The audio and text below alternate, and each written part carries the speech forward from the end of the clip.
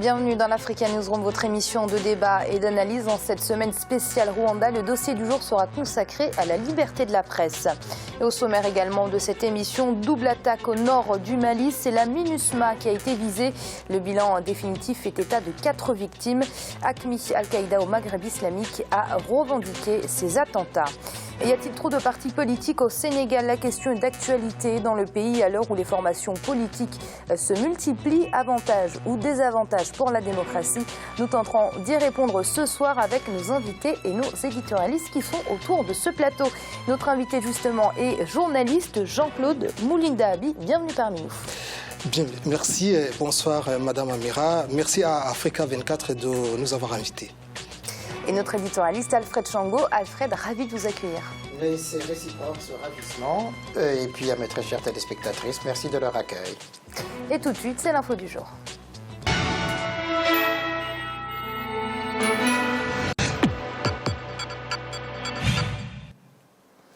Au Mali, une double attaque qui a visé la présence internationale dans le nord du pays. C'était à Gao. C'est notamment la MINUSMA qui était la cible de cette action. Des attaques revendiquées par AQMI, Al-Qaïda au Maghreb islamique.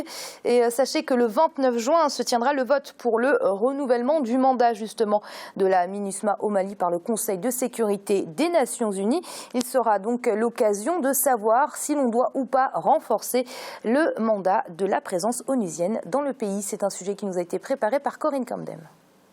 4 morts, c'est le bilan des attaques contre la MINUSMA dans la nuit de mardi 31 mai à mercredi 1er juin 2016 à Gao au nord du Mali. Une attaque aussitôt revendiquée par Al-Qaïda au Maghreb islamique. Cette attaque porte à 12 le nombre de casques bleus qui ont perdu la vie pour le seul mois de mai. Un lourd bilan qui interpelle au plus haut niveau de l'organisation onusienne. Mais pour de nombreux spécialistes, c'est la nature même du mandat de la MINUSMA qui est aujourd'hui en cause. Nous venons de passer une semaine meurtrière à Bamako, au Mali.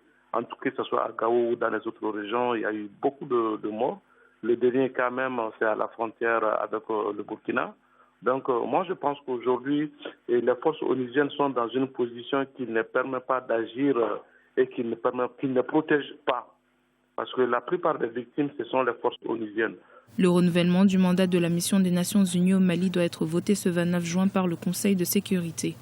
Mais déjà, le secrétaire général des Nations Unies, Ban Ki-moon, a adressé au Conseil de sécurité ses recommandations visant à renforcer le mandat de la MINUSMA. En effet, l'actuel mandat qui régit l'action de la MINUSMA au Mali ne lui donne pas la possibilité d'engager au nord du Mali des actions offensives dans sa lutte contre le terrorisme. C'est l'occasion pour le Mali, pour les Nations Unies, au mois de juin, de revoir cette disposition pour pouvoir permettre aux forces onusiennes de mener des combats, pas seulement en cas de légitime défense. Il ne se passe pas une semaine sans qu'il y ait une attaque et meurtrière contre les forces onusiennes. Les forces en face jouent sur cet aspect-là parce qu'ils savent qu'on ne peut pas les attaquer comme ça, sauf en cas de légitime défense. C'est une position très difficile pour les forces sur le terrain. Dans ses recommandations soumises au Conseil de sécurité, Ban Ki-moon souhaite porter à 13 289 hommes l'effectif de la MINUSMA, soit 2049 soldats de plus. Des recommandations qui intègrent également le redéploiement au Mali des 650 hommes de la force de réaction rapide actuellement stationnés en Côte d'Ivoire.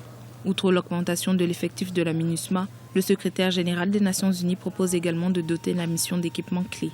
Des mesures selon lui nécessaires pour plus d'efficacité dans un contexte de guerre qu'il qualifie d'asymétrique et où les forces présentes ont du mal à assurer la sécurité.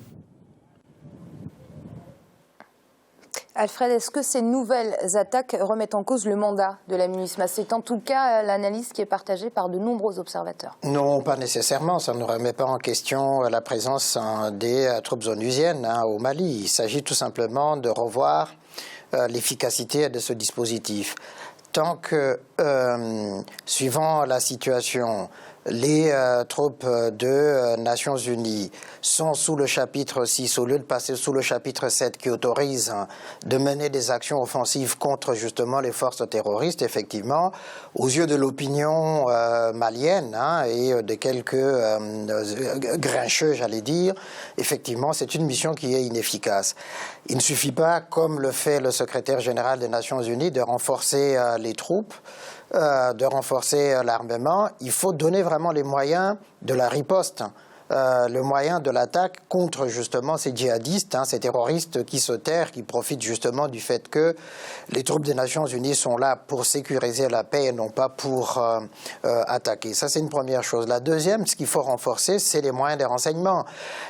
Comment se fait-il que ces terroristes arrivent à placer des mines antipersonnelles dans des voies où passent les troupes onusiennes ou à les attaquer dans leur campement sans que personne ne soit au courant? Il y a là une interrogation majeure qui se pose. Donc il faut des renseignements.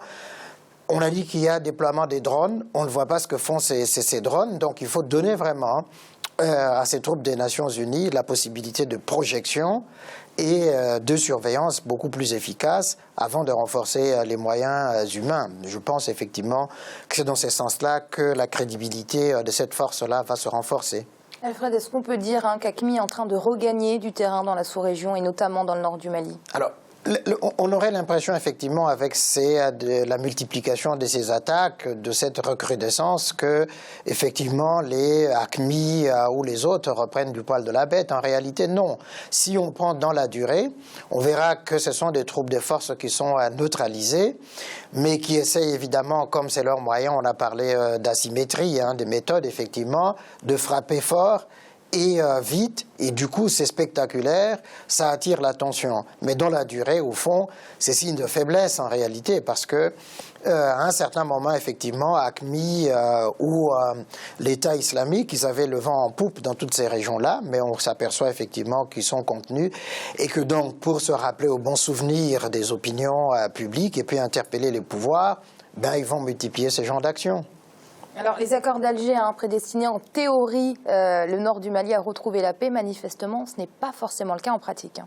C'est vrai, là encore, on aurait l'impression, effectivement, au vu des attentats qui sont commis par les réfractaires, justement, des Touaregs et tous ces mouvements internes, djihadistes internes au Mali, qui aurait là effectivement un retour en force, que le Nord ne serait pas pacifié. Non, c'est un long processus. Les accords garantissent effectivement cette pacification. Alors il faut continuer avec le processus politique. Je vous coupe, il y a deux problèmes au Mali. Il y a eu le problème des séparatistes touaregs d'un côté et le problème des terroristes. Est-ce que le problème des séparatistes touaregs est réglé en tout cas? Alors en partie, on peut dire qu'il y a une bonne partie de ces séparatistes qui sont rentrés dans le processus. Il n'y a que quelques réfractaires qui demeurent encore et puis qui sont de connivence avec justement les terroristes qui placent les bombes parce qu'ils voudraient justement avoir un peu plus, gagner un peu plus par rapport aux accords et puis surtout les accords leur coupent justement leurs moyens de financement. Et se rappeler au bon souvenir des uns et des autres, c'est justement montrer qu'ils sont encore là et qu'il faut compter avec eux. Et les récentes créations de partis politiques au Sénégal par Modou Diagne Fada, Abdoul Mbaye ou encore Malick Gakou ont relancé le débat sur la pléthore de formations politiques dans le pays. Cette situation qui est considérée par beaucoup d'observateurs comme un danger pour la démocratie nécessite une régulation. En tout cas, si l'on se fie aux propos qui ont récemment été tenus par le chef d'État Macky Sall, c'était lors du dialogue politique national. C'est un reportage de notre correspondant El Hadjentiaï. Plus de 250 partis politiques au Sénégal pour 14 millions d'habitants et 5 millions d'électeurs. Les derniers à se lancer dans cette dynamique sont Abdoul Mbaye, ancien Premier ministre, et Modou Diagne Fada, député, président du groupe parlementaire libéral à l'Assemblée nationale. Ces deux nouvelles créations de formations politiques relancent le débat sur les réformes à mettre en place pour réguler et réglementer le système partisan au Sénégal. C'est un problème très sénégalais.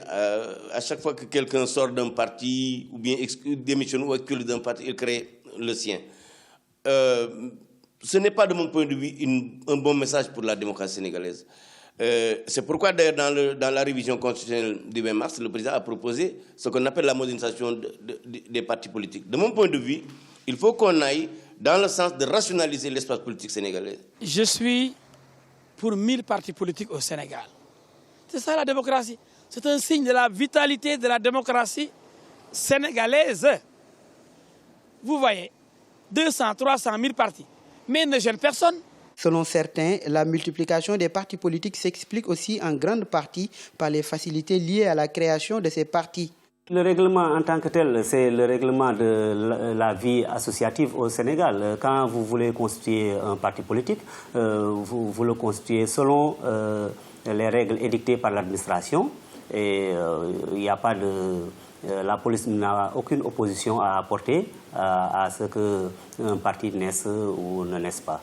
Au rythme où vont les choses, certains analystes politiques préconisent un encadrement plus rigoureux dans la création de partis politiques. Liberté ne signifie pas libertinage, ne signifie pas désordre non plus. Et on aurait dû encadrer cette multiplication des partis politiques pour corser un peu les conditions dans lesquelles on doit créer un parti politique. Vous avez vu que ça crée des dysfonctionnements parce qu'aux élections, on a une pléthore de candidats et les électeurs se perdent dans cette pléthore-là. Alors vraiment, ça devient finalement une mascarade et il faut y mettre fin. Pour beaucoup d'observateurs, la pléthore de partis politiques ne facilite pas toujours l'organisation d'élections, une situation également difficile à gérer lors des consultations politiques nationales régulièrement organisées entre pouvoir, opposition et société civile. Et notre éditorialiste Jemal Taleb vient de nous rejoindre. Jemal, bienvenue parmi nous. Merci Amira et bonsoir à tout le monde. Jemal, vous allez donc ouvrir ce débat. Est-ce que, selon vous, il y a trop de partis politiques au Sénégal? C'est des débats qui sont toujours difficiles à trancher. Certains vous diraient trop de partis politiques, ça devient du clientélisme, ça donne une non-lisibilité au choix démocratique, au choix de l'électeur, ça dilue la vie politique dans finalement des choix partisans au détriment de la conviction. Et puis d'autres diraient non, les partis politiques concourent à la vie démocratique et leur existence est un exemple de vitalité démocratique. D'ailleurs, c'est ce qu'il est dit là dans le sujet. Je fais partie de ceux qui pensent plutôt que c'est très bien pour la vitalité démocratique, que plus il y a des partis, plus la vie politique est animée, plus la vie politique est vivante. Pardon du pléonasme. Je pense que le Sénégal est l'un des pays sur le continent africain qui est parmi les premiers, sinon le premier, à avoir accepté un multipartisme intégral. C'est un pays où la vie politique, la vie démocratique veut dire quelque chose, et donc il est naturel que les partis politiques soient très présents et même beaucoup trop présents. Et donc, il est normal, encore une fois, que la multiplicité reflète quelque part les choix partisans. Donc, c'est plutôt une très bonne chose. Évidemment, ce qui fait un parti, l'existence ou pas des partis politiques, c'est généralement les modes de scrutin. Quand vous avez des petits partis avec des seuils faibles, un mode de financement très faible, généralement, ça devient des petits partis de poche qui n'ont pas tellement d'existence, qui ne dérangent personne, mais qui ne servent pas à grand-chose. La vie politique reste animée tout de même par les grandes formations politiques, quoi qu'il en soit. Monsieur Moulinda Abi, dans le sujet, on nous présentait ça comme un problème sénégalais, cette pléthore de formations politiques, et bien, ce n'est pas forcément le cas. Oui. Madame Amira, sans être spécialiste de la vie politique au Sénégal, ça ne m'empêchera pas de dire un mot, parce que c'est une question qui se partout en Afrique, même dans la région des Grands Lacs, d'où je tire mes origines. Mais pourquoi cette question est toujours posée? Parce que justement, on pose au fondateur d'un parti s'il a quelque chose dans son projet, quelque chose de nouveau à apporter par rapport au projet déjà existant. Et l'inquiétude, justement, de ceux qui posent la question, c'est que quand il n'y a rien à apporter, quand le projet ressemble aux autres, c'est qu'ils se disent il y a les intérêts qui se cachent derrière, justement, certains partis naissants.